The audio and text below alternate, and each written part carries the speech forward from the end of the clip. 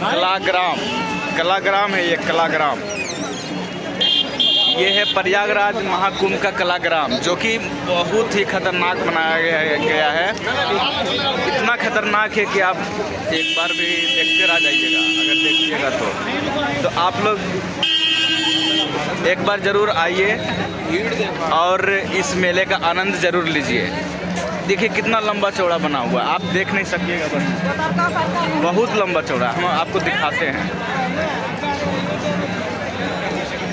देखिएगा, दिखाते हैं। बहुत लंबा चौड़ा है दोस्तों, बहुत लंबा चौड़ा, हद से ज़्यादा है। क्या नज़ारा है। और यहाँ इंडिया के कोने कोने से आए हुए हैं।